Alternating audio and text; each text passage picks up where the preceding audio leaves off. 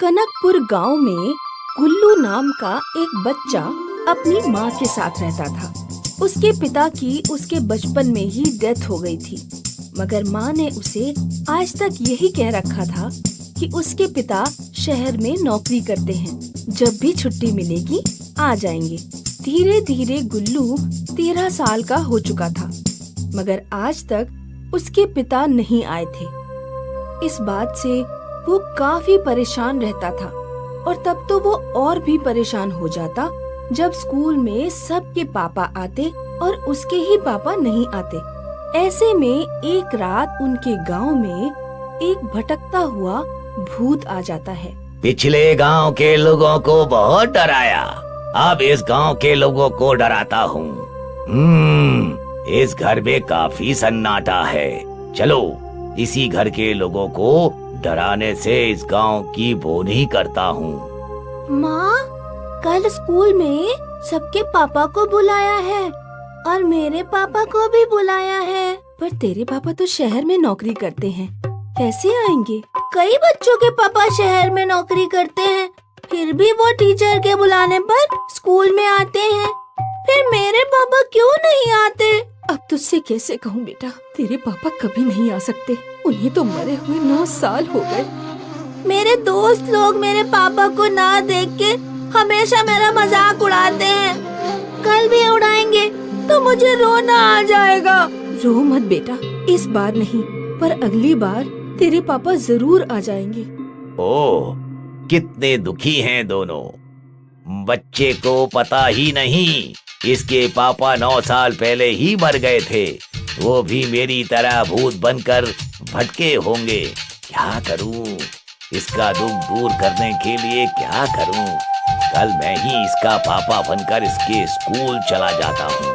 और दूसरे दिन दुखी मन से गुल्लू अपने स्कूल पहुँचता है। तैसे ही उसे स्कूल के कंपाउंड में भूत एकदम इंसानों की तरह मिलता है। गुल्लू बेटा। पापा? हाँ, तुम्हारी माँ ने रात को मुझे फोन किया था, अर्जेंट मुझे तुम्हारे स्कूल में आना पड़ा। सच पापा? आप मेरे टीचर से मिलेंगे? और गुल्लू जैसे ही क्लासरूम में पहुंचता है, एक मोटा सा लड़का उसका मजाक उड़ाता है। लो, आ गया बिना बाप का। अबे, कैसा बाप है तेरा? तेरे लिए एक दिन छुट्टी नहीं कर सकता? छुट्टी कर लिया है और अब तेरी भी छुट्टी करूँगा। बोल, आगे से परेशान करेगा मेरे बेटे को? नहीं, नहीं करूँगा, नहीं करूँगा। सॉरी बोल बेटे को, आइंदा से इसे परेशान नहीं करेगा। नहीं करूँगा, बल्कि ये कहेगा तो इसका होमवर्क भी कर दूंगा। सॉरी गुल्लू, सॉरी। उसे सॉरी कहता देख गुल्लू प्राउड फील करता है और तब तो उसे और भी प्राउड होता है जब प्रिंसिपल से मिलता है। आइए आइए, आप तो कभी आते ही नहीं। हर बार बेचारा गुल्लू बहाने बनाकर चला जाता है। आज भी नहीं आता, वो तो भटकता हुआ अचानक आ गया। भटकता हुआ? छोड़िए, आप नहीं समझेंगे। खैर, यहाँ सारे पेरेंट्स हर साल 5-10 हजार डोनेशन देते हैं। आप तो इतने सालों से नहीं आए, इस बार आए हैं तो कुछ डोनेशन मिल जाता तो आपके बच्चों की फैसिलिटी के लिए ही उपयोग होगा। हर साल 5-10 हजार? मतलब अगर मैं हर साल आता तो अब तक 50,000 डोनेशन दे चुका होता। तो ठीक है, 50,000 की जगह 1 लाख डोनेशन दे देता हूँ। गुल्लू बेटा, तुम्हारे बैग से 1 लाख रुपए निकालो। मेरे बैग में कहाँ है पापा? हैं, लाओ।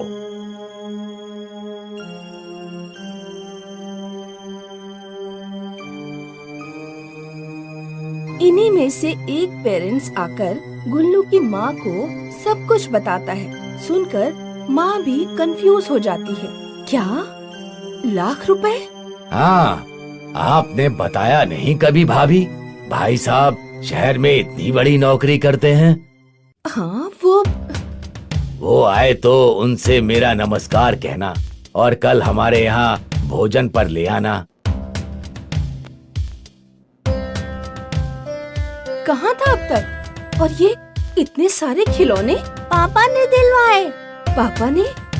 वो कहाँ मिल गए तुझे? स्कूल में। कहने लगे आपने ही रात को उन्हें फोन करके कहा था, तभी वो छुट्टी लेकर स्कूल आ गए। और आपको तो पता है माँ, वो मुखिया का बेटा हमेशा मुझे परेशान करता था ना।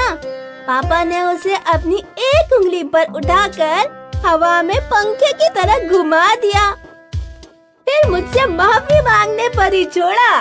कहाँ है तेरे पापा? वो तो वापस नौकरी पर चले गए।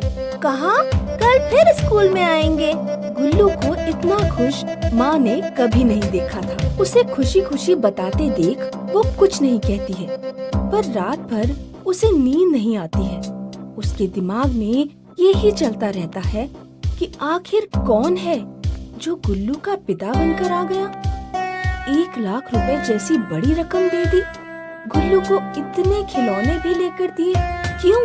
कहीं ये कोई धोखेबाज तो नहीं है जो मेरे गुल्लू को कोई नुकसान पहुंचाने आया हो? और दूसरे दिन जब गुल्लू स्कूल से छूटकर बाहर आता है तो स्कूल के गेट पर ही उसे पिता बना भूत मिलता है। गुल्लू उन्हें देखते ही दौड़कर उनसे लिपट जाता है। पापा! ये कौन है? इसे तो आज से पहले मैंने कभी नहीं देखा। कहीं ये मेरे बेटे को कोई नुकसान न पहुंचा दे। दोनों बाप बेटे बातें करते हुए स्कूल से घर की ओर चल देते हैं। गांव की बगिया के पास आकर गांव की पगडंडी शुरू होते ही भूत बना बाप कहता है, चलो गुल्लू बेटा, अब मेरे नौकरी पर जाने का टाइम हो गया है। पर माँ से तो एक बार मिल लो पापा, वो पूछ रही थी। लंबी छुट्टी मिलते ही मिल लूंगा। Okay, bye. बाप रे, ये तो गायब हो गया। जरूर मेरे बेटे पर कोई भूत का साया है। तांत्रिक बाबा बचाओ! और घबराकर माँ एक तांत्रिक बाबा को बुला लेती है। तांत्रिक बाबा आकर गुल्लू को चेक करता है, मंत्र पढ़ता है, पर कोई भी भूत सामने नहीं आता है। पार्वती, तुम्हारे बेटे पर कोई भी भूत, प्रेत या काली शक्ति का साया नहीं है। तांत्रिक बाबा, मैंने खुद अपनी आंखों से देखा है। वो तुम्हारा भ्रम होगा। अगर कोई भी साया इस पर होता तो अब तक तांत्रिक बाबा की पकड़ में आ गया होता। इस पर कोई साया नहीं है। जाओ बेटा, जाकर खेलो, कूदो, मस्ती करो। ओम ब्रह्म क्लीम, ओम ब्रह्म क्लीम। ऐसा कैसे हो सकता है? मैंने खुद एक साए को गायब होते देखा है। तो क्या मैंने सपना देखा? नहीं पार्वती बहन, तुमने जो देखा सच देखा। भूत! घबराओ मत पार्वती बहन, तुम्हारे बेटे का दुख मुझसे देखा नहीं गया, इसीलिए मैं उसका पिता बनकर स्कूल पहुंच गया। मगर सच कहा है, हमारी भूत की योनि में हम कितना भी भला कर लें, पर इंसान हम पर भरोसा नहीं करता। तुमने भी वही किया, तांत्रिक को बुला लिया। मैंने कौन सा अहित किया था तुम्हारे बेटे का? अगर तांत्रिक मुझे पकड़ ले जाता तो एक बार फिर गुल्लू अपने पापा को खो देता। सुनकर माँ को अपनी गलती का एहसास होता है। माफ करना, आज आपकी वजह से एक बात मेरी समझ में आ गई है। इंसानों को कोई भी फैसला करने से पहले धैर्य रखना चाहिए। जल्दबाजी में किया हुआ फैसला अक्सर हमारे लिए नुकसानदेह साबित होता है।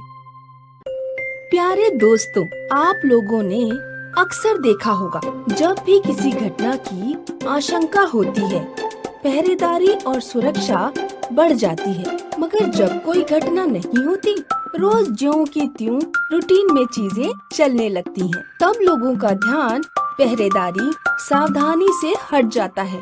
और यही वो समय होता है जब घात लगाए बैठा दुश्मन हमला कर देता है। राजा चंद्रभान सिंह का महल काफी पुराना हो गया था। उसकी दीवारें काफी पुरानी लगने लगी थी। आसपास के राज्य के राजा आते तो उनके महल को देखते हुए उन्हें तो कुछ नहीं कहते, बस आपस में मुस्कुरा देते। ये देख राजा चंद्रभान सिंह को अपनी बेइज्जती महसूस होती। एक दिन उन्होंने उस महल का रेनोवेशन करने की सोची और अपने मंत्रियों को बुलाकर सलाह मशवरा किया। ये तो बहुत ही अच्छी बात है महाराज। मैं भी आपको कई दिनों से ये सलाह देने की सोच रहा था कि महल काफी पुराना हो गया है, इसकी मरम्मत करवानी चाहिए। हाँ महाराज, आखिर आप आसपास के सारे राजाओं से बड़े राजा हैं। आपने कई राज्य जीते हैं, आपके टक्कर का कोई राजा नहीं है। फिर आपका महल ऐसा? तो कल ही किसी ठेकेदार को बुलवाकर हमारे महल की मरम्मत शुरू करवाई जाए। और दूसरे ही दिन एक कॉन्ट्रैक्टर राजा के दरबार में हाजिर होता है। तो तुम हो वो ठेकेदार जो हमारे महल की मरम्मत करने का जिम्मा लेना चाहते हो? जी महाराज, आप बेफिक्र होकर मुझे ये काम सौंप दीजिए। आपका महल एकदम नया हो जाएगा। हम आपकी बात से बहुत खुश हुए। महल की मरम्मत का पूरा ठेका इन्हें दे दिया जाए। किंतु महाराज, हमारी एक प्रार्थना है। रोज रोज हमारे काम पर नजर डालना हमें पसंद नहीं। कुछ रोज रुक कर अगर काम देखने आए तो किया हुआ काम देखने का मजा ही कुछ और होता है। क्यों? क्योंकि महाराज, कभी कभी एक दिन में बहुत काम हो जाता है और कभी कभी पूरे दिन में काम शुरू भी नहीं हो पाता। ठीक है, हम आज से एक सप्ताह बाद आपके काम की तरक्की देखने आएंगे। और राजा के हुक्म के बाद कई कारीगर उस ठेकेदार ने महल की मरम्मत के लिए भेजने शुरू कर दिए। दिन भर कारीगर काम करते और शाम होते होते काम बंद करके वेतन विभाग से अपना वेतन लेते और वेतन विभाग से बाहर निकल जाते। किंतु जब कोई इंसान काम करवाता है तो उससे रहा नहीं जाता, लिहाजा राजा भी अपने सैनिकों से पूछता है। आज पहला ही दिन था, पर क्या तुम लोगों ने देखा काम की शुरुआत हुई भी या नहीं?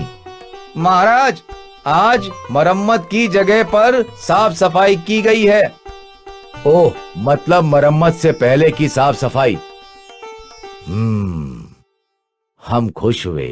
दूसरे दिन फिर कई कारीगर आते हैं, काम करते हैं और शाम होने पर अपना वेतन लेते और चले जाते। शाम होते ही महारानी राजा से पूछती है, महाराज, हमारे महल की मरम्मत का काम कहाँ तक पहुँचा? रानी साहिबा, अब रोज रोज तो देखकर उनके काम में दखल अंदाजी नहीं कर सकते। उन्हें आजादी से काम करने दीजिए। एक सप्ताह बाद हम देखने जाएंगे, तब बताएंगे। उसके बाद फिर तीसरे दिन मजदूर आए, पूरे दिन काम किया और शाम को अपना वेतन लेकर वेतन विभाग से बाहर निकल गए। ऐसा सिलसिला कई दिनों तक चला। एक सप्ताह बाद राजा अपने मंत्री और सेनापति के साथ महल की उस जगह पहुँचे जहाँ मरम्मत का काम चल रहा था। मंत्री जी, आपको नहीं लगता मरम्मत का काम काफी धीमा चल रहा है? देखकर तो यही लगता महाराज। पता करो इसकी क्या वजह है। अगर कारीगर कम पड़ रहे हो तो और कारीगर बुलवाए जाए, पर महल का काम जल्दी से जल्दी समाप्त होना चाहिए। काफी दिन गुजर गए। जी महाराज। और राजा के हुक्म के मुताबिक मंत्री ने ठेकेदार को बुलाकर और कारीगर लाने का हुक्म दिया। अगले ही दिन सेनापति ने देखा कुछ और कारीगर महल में आ गए और काम शुरू हो चुका है। वो देखते हैं कुछ कारीगर महल के गुम्बद पर लटके हैं, कुछ महल के स्तंभ पर काम कर रहे हैं, कुछ महल के बागीचे में काम कर रहे हैं, कुछ महल की मुंडेर पर लगे। पूरे दिन काम होता है और हमेशा की तरह शाम होते होते कुछ कारीगर वेतन विभाग में पहुंचते हैं और अपना ही नहीं अपने साथियों का भी वेतन लेकर वेतन विभाग से बाहर निकल जाते हैं। इस दौरान मंत्री एक बात नोट करता है। ठेकेदार साहब, एक बात पूछनी है आपसे। पूछिए। जब से मरम्मत का काम शुरू हुआ है, मैं देख रहा हूँ हर रोज नए नए कारीगर महल में आते हैं। जी हाँ, मैं खुद ही रोज कारीगर बदल देता हूँ। क्यों? क्योंकि एक ही कारीगर रोज आएंगे तो वो महल की कमजोरियाँ महल के बाहर लोगों को बताएंगे तो महल की सुरक्षा खतरे में पड़ सकती है। अरे वाह, आपकी बात से हम सहमत हुए। राजा जी को बताएंगे तो वो आपको भरपूर इनाम देंगे। इनाम कैसा? ये तो मेरा फर्ज है मंत्री जी। इस तरह कारीगर बदल बदल कर महल में आते, काम करते और चले जाते। ये सिलसिला काफी दिनों तक चला। एक रात राजा चंद्रभान सिंह गहरी नींद में सो रहे थे कि अचानक कुछ सैनिकों ने आकर उन्हें चारों तरफ से घेर लिया। उनके चारों तरफ भाले और तलवार तान दी। ये देखते ही राजा चंद्रभान सिंह भौचक्के रह गए। कौन हो तुम लोग? ये क्या गुस्ताखी है? ये गुस्ताखी नहीं है महाराज, रणनीति है। रणनीति? हाँ, तुम्हें फंसाने की। अरे ये क्या हुआ? हमारे तलवार भाले हमारे हाथों से कैसे निकल गए? मैं बताता हूँ कैसे निकल गए। सेनापति जी आप? सेनापति ही नहीं, सेना भी है हुजूर। ये सब क्या है सेनापति जी? महाराज, ये ठेकेदार नहीं, हमारे दुश्मन देश का सेनापति है। क्या? हाँ महाराज, ये सामने सामने युद्ध में तो आपसे जीत नहीं सकते थे। जब इन्हें पता चला कि आप अपने महल की मरम्मत करवाना चाहते हैं तो ये ठेकेदार बनकर हमारे महल में पहुंचे, वो भी अपने सैनिकों को कारीगर बनाकर। क्या? मगर तुम्हें कैसे पता चला? महाराज, मैं रोज देखता था कि ठेकेदार साहब रोज नए नए कारीगर लेकर महल में आते थे और शाम को अपना वेतन लेने के बाद मजदूर वेतन विभाग से तो बाहर निकलते थे मगर महल से बाहर नहीं निकलते थे। बस मुझे शक हो गया और मैंने अपने सैनिकों को सावधान कर दिया। हमने देखा धीरे धीरे रोज नए मजदूर लाने के बहाने इन्होंने आज अपनी अच्छी खासी सेना इकट्ठी कर ली थी, पर हमने इन्हें शक नहीं होने दिया और जैसे ही आज इन्होंने आपको बंदी बनाना चाहा, हम अपनी सेना के साथ मुस्तैद हो गए। किंतु हमारे महल में तैनात सारे सैनिक, द्वारपाल, मंत्री, इनका इस तरफ ध्यान कैसे नहीं गया? क्योंकि हमारे महल में कभी कोई अनहोनी घटना नहीं हुई है, इसलिए सब के सब बेफिक्र हो गए हैं। सावधानी से उनका ध्यान हट गया है। हाँ महाराज, किंतु आज से हम सभी सैनिकों ने एक सबक सीख लिया। कोई घटना घटे या ना घटे, पर हमेशा सावधानी जरूरी है, क्योंकि जब भी सावधानी हटी तभी दुर्घटना घटी है। और हमने भी आज एक सबक सीख लिया। छोटा सा घर हो या महल, मरम्मत करवाने से पहले आने वाले कारीगरों की अच्छे से जांच कर लेनी चाहिए।